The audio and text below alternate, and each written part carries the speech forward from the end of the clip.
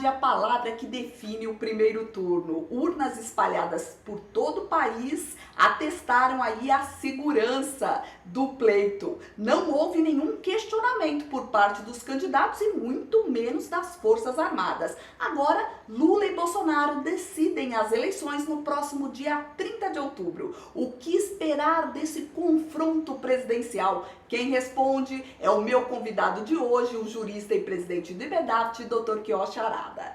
Olá, Dr. Quioche, um prazer conversar com o senhor. Viviane. Doutor Quioche, então, as urnas passaram aí no teste de segurança, não se ouviu nenhum questionamento do presidente Bolsonaro, as Forças Armadas, silêncio total, o que leva a crer, né, se a campanha do presidente concordou com o resultado do primeiro turno, não haverá aí questionamento quanto ao segundo turno, caso aí Bolsonaro perca as eleições. Afastamos já o fantasma do golpe, doutor Quioche?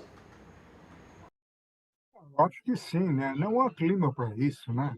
Mesmo porque os integrantes das três forças singulares, né, já estão vacinados contra a ditadura, né? Não quero esse retorno, né? Então, parece-me que aquilo lá era um simples boato, né? Aliás, com toda a vigilância do Tribunal Superior Eleitoral e com o ministro Alexandre de Moraes, mantendo aquele inquérito em aberto do fake news, né? Que é um inquérito que não tem fim, né? Apesar de tudo isso, circularam na rede social boatos de que o Exército teria invadido o Tribunal Superior Eleitoral para conter supostas fraudes que consistiria na subtração do voto do Bolsonaro e aditar a favor do candidato Lula.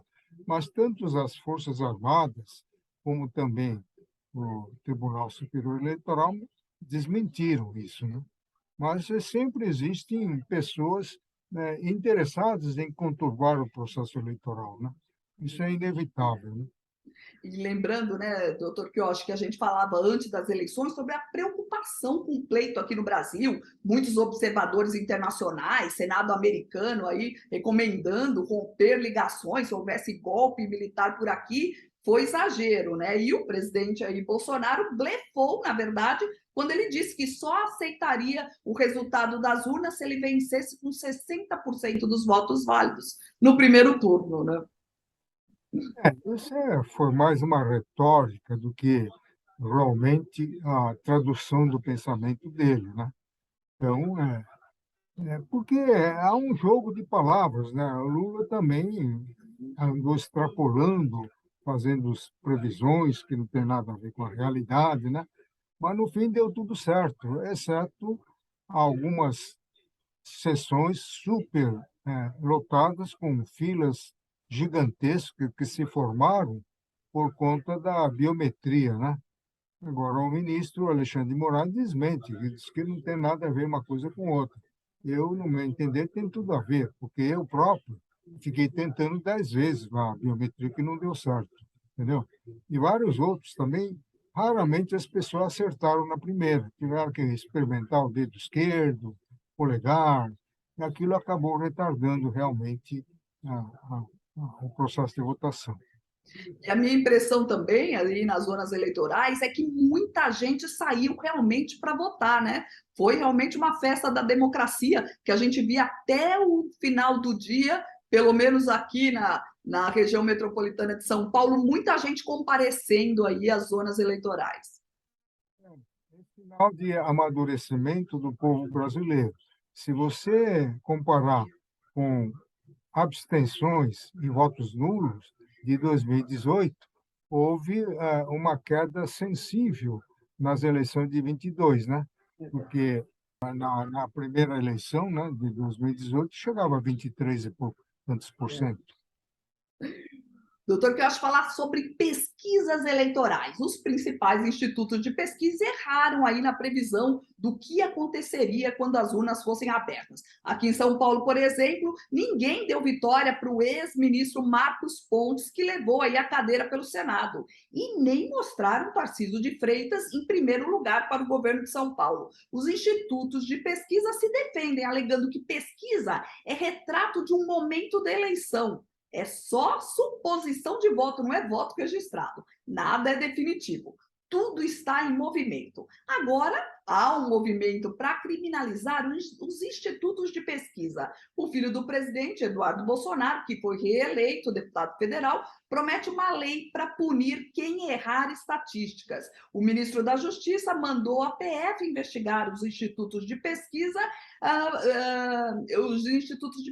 falando aí, pensando em crime, possibilidades de crimes eleitorais. É possível isso, doutor Quiocha? Assim, eu fico pensando que se a maioria aí, se a moda pega, os institutos aí de meteorologia não vai sobrar um instituto, porque previsão do clima é muito difícil de prever, não é mesmo?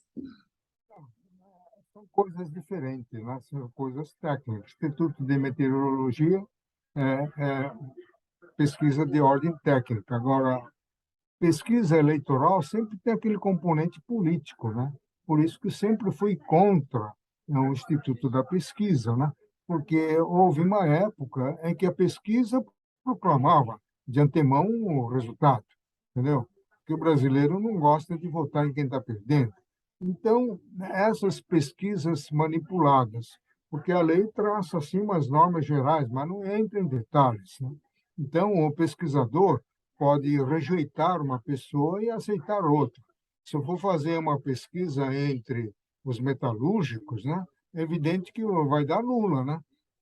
Então, eu tive um caso concreto em que meu amigo coronel do Exército ele foi chamado para pesquisa. Quando ele declinou o cargo, o pesquisador falou: não, o senhor não serve para ser pesquisado. Então, são coisas direcionadas. Não há uma legislação de regulando passo a passo como deve ser feita essa pesquisa, né? A obrigatoriedade, o registro do resultado da pesquisa é a maneira como vai proceder a pesquisa, mas não entra em detalhes. Agora, essas pesquisas divulgadas, o voto aliado ao discurso do voto útil, né? Aí acaba tirando a espontaneidade do eleitor, né? Então, isso é muito ruim, né? Até o ex-governador Alckmin andou pregando voto útil, né? Quer dizer, não vote aí na terceira via que o voto é desperdiçado, né? Então, ficou polarizado. Então, esse discurso do voto útil ajuda a polarização dos candidatos, né? E E quem lembra, perde com isso é a democracia, né? sem dúvida. E lembrando aí, o ministro das Comunicações, o Fábio Faria, foi às redes sociais pedir para os apoiadores do presidente Bolsonaro para eles boicotarem aí os institutos de pesquisa. Também não é por aí, né, doutor Queiroz? Mas nessas últimas, na primeira eleição, a pesquisa, né, IPEP, tanto do IPEP como do outro lá, como é que chama? Datafolha? Datafolha, né? Erraram fundo, né? Erraram redondamente, né?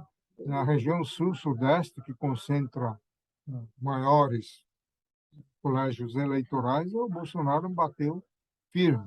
E lá só no Nordeste que ele perdeu. Isso fez com que uma vice-presidente da seccional de Uberlândia, em Minas Gerais, fizesse uma declaração contra a nordestina. Então, ela está sendo massacrada por demonstrar preconceito contra a nordestina. Ela teria declarado que não dá, não confia no nordestino que vive de migalhas, né? Então, todo mundo está caindo pau em cima dela, né? Mas a grande realidade é que o maior índice de analfabetismo está concentrado no Nordeste, não é? Não que você seja contra a pessoa do Nordeste, são pessoas boníssimas, na verdade, né? São pessoas mais educadas do que um paulistano, do que um carioca, né? E tem dado nomes expressivos, né, no cenário nacional, a começar pelo Rui Barbosa, a Águia de Aia, né? Então, mas a realidade não pode ser negada. O maior índice de analfabetismo está localizado na região Nordeste.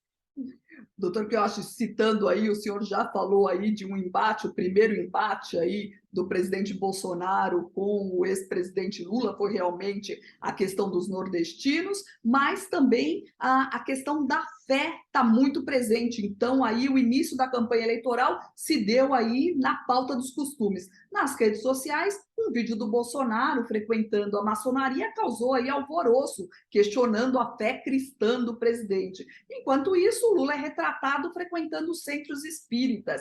Esses ataques não acabam aí ferindo a liberdade religiosa, causando discriminação às religiões de origem africana, por exemplo?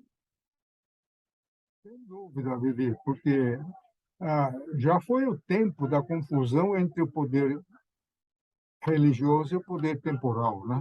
Então já está separado, mas agora parece que com o crescimento da bancada dos religiosos no Congresso Nacional, essa exploração política por parte dos religiosos está crescendo aos olhos vistos, né?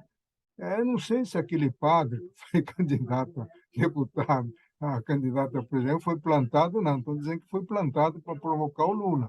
A grande verdade é que ele deixou o Lula meio nervoso, né? Teve muitos votos até, né? Teve votos no Japão, todo mundo questionando, mas as pessoas, os brasileiros que vivem lá no Japão, saem para votar e vão votar no Padre Kelmo. Teve voto no exterior, teve voto aqui no Brasil. As pessoas apostaram aí, acho que um voto de protesto contra todo o sistema, né? Bolsonaro bateu recorde de votação lá no Japão, Israel e Estados Unidos, né? E o Lula ganhou nos países europeus e alguns países aí de regime bolivariano, né? E Ele ajudou no passado, né? Quando era presidente, ele pegou nosso dinheiro lá, mandou para eles a fundo perdido, né? doutor Quiochi, na economia, Lula correu aí para garantir o apoio entre os economistas, considerados pais do Plano Real. Bolsonaro aposta na continuidade do Paulo Guedes. Quem vence nesse campo, doutor Quiochi? Olha, eu acho que a política do Paulo Guedes assim naufragou um pouco, né? Essa política liberal dele aí não tá dando muito certo, né? Mas também não dá para fazer uma avaliação assim com probabilidade de acerto, porque houve fatores conjunturais. Ele pegou praticamente 2 anos parado, 2 anos de dificuldade na economia em razão da pandemia, né? Então tem que levar esse aspecto em conta, né?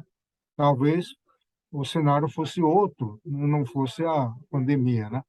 Mas a política do Lula, por exemplo, ele, que é esquerdista, ele não mudou nada da política do Fernando Henrique.